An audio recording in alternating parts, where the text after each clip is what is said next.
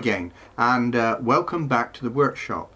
My last video, as you know, was shot in Southend, and I've been doing all sorts of other things apart from being in the workshop, and there's been a reason for that. The weather's been so awful, it's been really hot, and it's just not been bearable in here even with the fan going, and the fan blows everything everywhere anyway. So back in the workshop again. And the other reason I've delayed being here is because the job I've got in front of me is one of the most hated jobs that I do. And someone said to me, oh, we have this rather wonderful Spectra Futura stereo system, German made, and it looks beautiful in its cabinet. The photo was at the front. But the dial drive cord is gone, and those two words, dial drive, strike fear in me. I really don't like doing them. But however, because of the rarity of this machine and the value of it, they wanted me to go ahead and have a go at fixing it. Now the problem with it is there's an FM system and there's an AM system, and both are separate dial drives. The FM one you can reasonably get at here, but the AM one, the FM one is buried in behind here, and not an easy job to get at. So I said yes, I'd do it, but this video really is just a short video introducing the task ahead of me. It says about Spectra Futura that the Spectra Futura stereo system is undoubtedly the most iconic product of NordMend, or NordMendy. I'm not quite sure how to pronounce it. Someone will correct me. The favorite of the artists. It's the result of the cooperation between the best engineers of the company and the worldwide famous designer Raymond Loewy. Loewy. But there it is, and the manufacturer is NordMendy. Got some pictures of it here. I've managed to get the circuit diagram, and as you can see, it's a rather wonderful looking machine. But the problem I have, of course, is fixing the dial drive.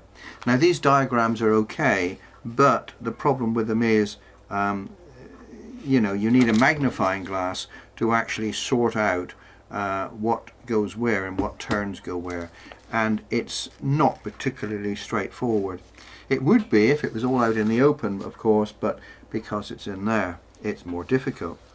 Now the second problem I had, you see I have some dial drive cord here, which may be okay. There's not enough of it, but that may be okay. But the original dial drive cord is very thin. Here it is there. So it's quite tiny compared with the with this one that I have. So I've now ordered the correct cord from eBay, and that should be here within a few days. And the other problem, when I opened it, the springs, the tensioning springs on both of these were missing, so they're just not there. And I had a couple of springs, but nothing that small. So again, I've had to order a set of springs off eBay, not specifically for this device, but I got a box of them, I think, for about £7. Various springs, compression, expansion, and various other things like that. So I've got some tensioning springs on the way, and I've got some dial drive cord on the way. All I need then is a lot of patience and a lot of time. Once I've got that in place, I should be able to get this sorted out for them. So that's that.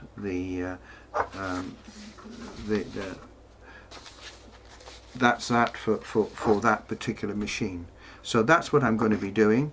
I need patience, I need time, and I need not to be interrupted. And hopefully I will be able to get these two rewound and restrung. Once that's done, then I'm given to believe that the machine is working absolutely perfectly, but I will obviously test that out. What worries me a little bit is some of there seems to be an aerial cut off here, and various other things, but because I didn't disassemble this from the cabinet, it was given to me in this state. I've made the disclaimer that yeah, I'll get that done, but you need to reassemble and you need to then check out that it's all working correctly. But I will do my best for them. So that is the Spectra Futura, and if anyone has had any experience with this, with these machines, or any experience on restringing them, please let me know. Any hints will be most welcome. I have another job on the bench, so let's have a look at that as well. This is the a NAD stereo amplifier, and it's a NAD stereo amplifier 902. And the problem with this one is it's not working on one channel, but the problem is not as straightforward, because I've done a few voltage checks on the output stage, and what I found is that there is a DC voltage there which shouldn't be there. Someone has already had a look at this, and I really don't like jobs that people have already attempted, because you don't know how it's been disassembled, or if anything has been put back incorrectly. However, that's the only indication I have so far. I am not going to touch this without a full circuit diagram and without full voltage references, so I'm not going to go any further with this one just yet. Again, I'm going to use a dummy load. I don't want to blow any speakers by connecting, so there we are. So that's the other thing I have to look at. Well, that's about it for now. Those two jobs on the way, but I just wanted to share with you before I go a little thing I picked up at Lidl. I'm not anyway advertising Lidl's products, but I do shop there quite a lot. I use a lot of these jump leads, crocodile clips, for doing various jobs and for making temporary connections when I'm doing repairs.